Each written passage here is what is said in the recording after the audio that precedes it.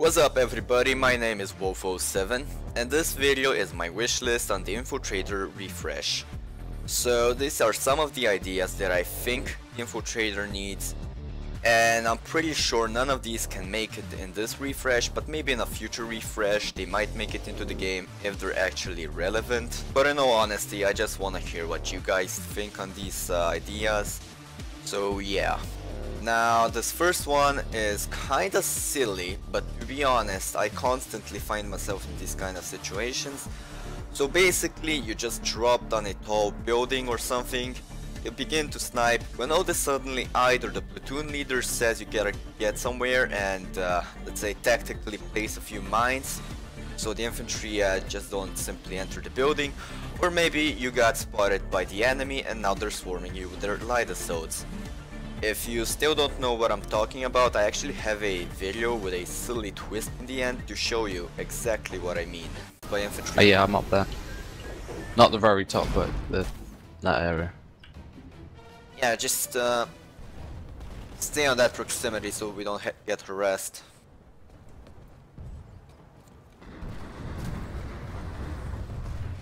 Generator repaired. Worst case scenario, this... watch out, there's a fucking light assault around you.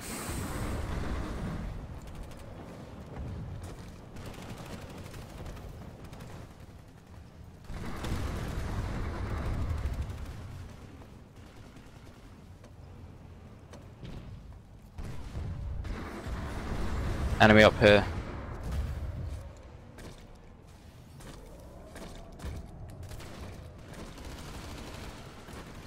Already got one of the shield back up.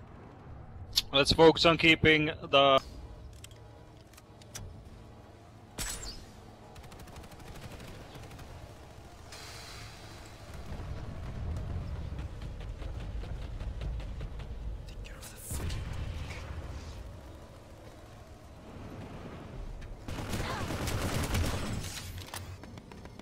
I will redeploy to your position, guys.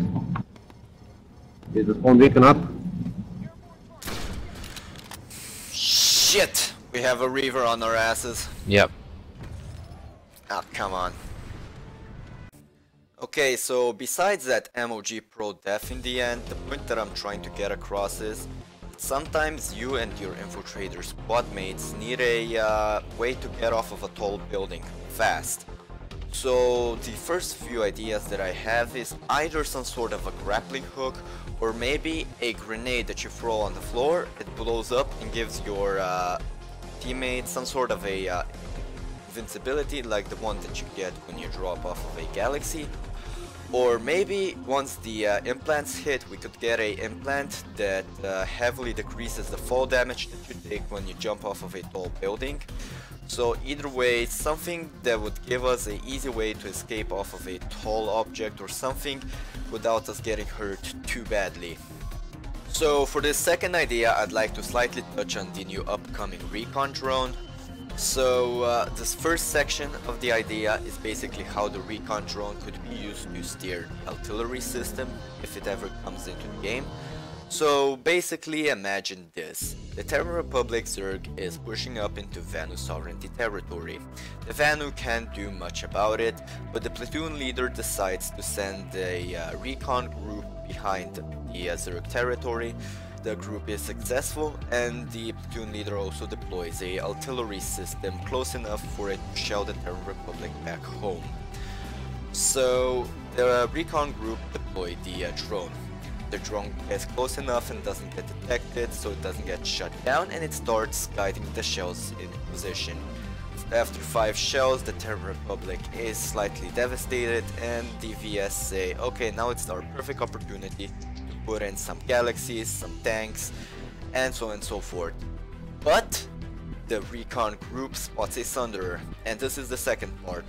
Since the Sunderer can't be shelled by the artillery because it already moved out of the map, so the platoon leader comes up with a second idea.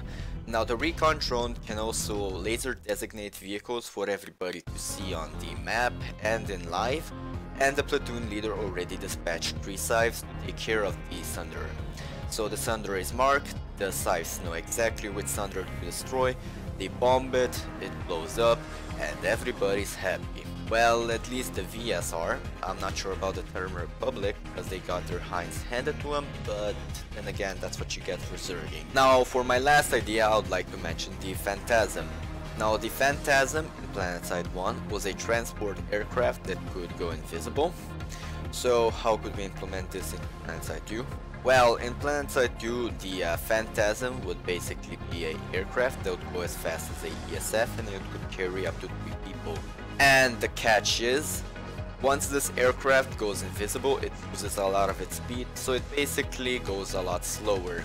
Now, once the pilot finds a suitable position, he can land the aircraft and has two options. The first one being that he can make the aircraft visible again and deploy it. Note that nobody can spawn on the aircraft, it only works as one big infiltrator weapons terminal. So basically infiltrators can swap their weapons and their loadouts, take their drones or take their darts, whatever. And the second option being that he can land the aircraft and it can stay invisible. That would be useful for those covert operations where you land behind the enemy and you silently take them out. Okay, this is all for now. I hope these ideas are gonna spark a few conversations. If you have any questions, then follow me on Twitter and ask them. Don't worry, even though I'm a wolf, I don't usually bite, And if you really liked the video, then feel free to subscribe to me. There's more where that came from. And until next time, I wish you good luck on the fields of Orexis.